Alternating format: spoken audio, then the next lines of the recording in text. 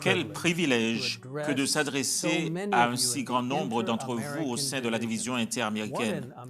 Quel parcours étonnant nous avons accompli avec cette pandémie de coronavirus COVID-19.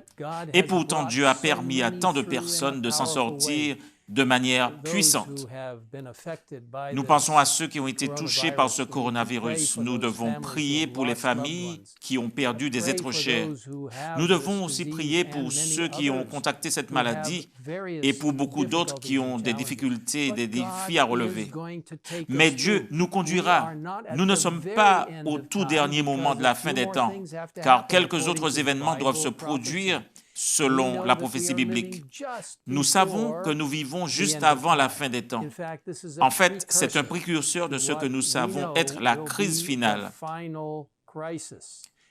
Et pourtant, Dieu nous a donné l'occasion de témoigner pour lui et de donner de puissantes impressions aux autres sur la façon dont la grâce de Jésus peut agir dans nos vies. En fait, c'est le grand thème de la division interaméricaine. Seigneur, transforme-moi, change-moi, fais de moi la personne que je dois être afin d'être une grande bénédiction pour tous ceux qui m'entourent. Et Dieu veut t'utiliser d'une manière très spéciale pour être un témoin pour lui. Que Dieu t'utilise d'une manière puissante alors que tu laisses l'Esprit Saint te guider d'une manière très spéciale. Je veux vous encourager dès maintenant à témoigner pour le Seigneur dans le cadre de l'implication totale des membres dans la division interaméricaine.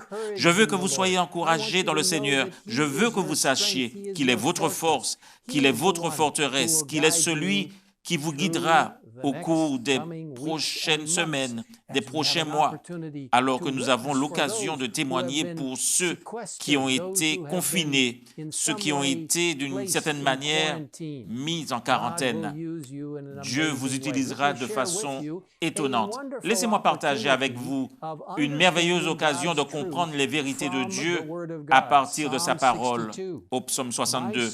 Oui, mon âme, confie-toi en Dieu. C'est au verset 5 du psaume 62. Le Seigneur veut que nous nous confions en lui et que nous ne soyons pas du tout distraits par les choses qui nous entourent.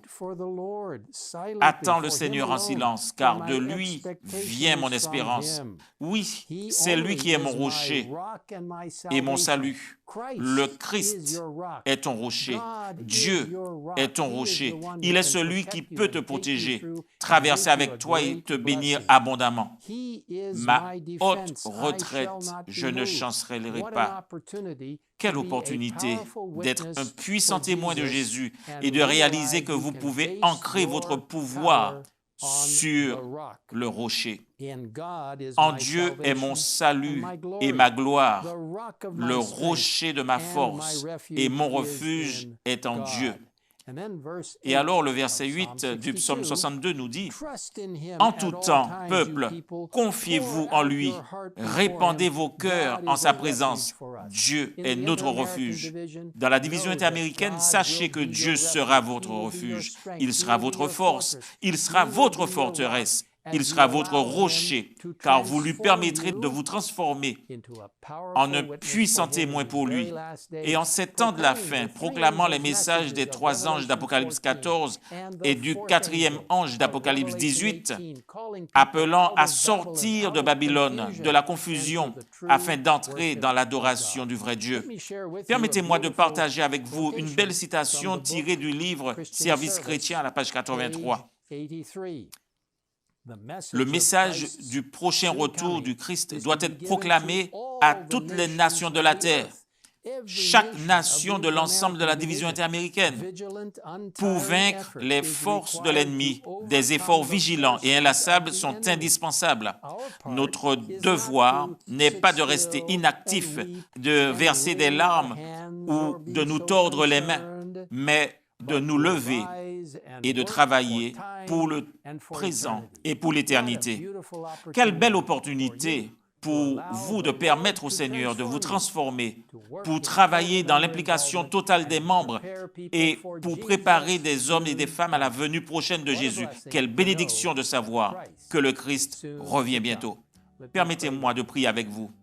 Père Céleste, sois avec nos chers membres de l'Église dans la division interaméricaine, cette vaste division avec tant d'opportunités, tant de personnes qui parlent tant de langues différentes.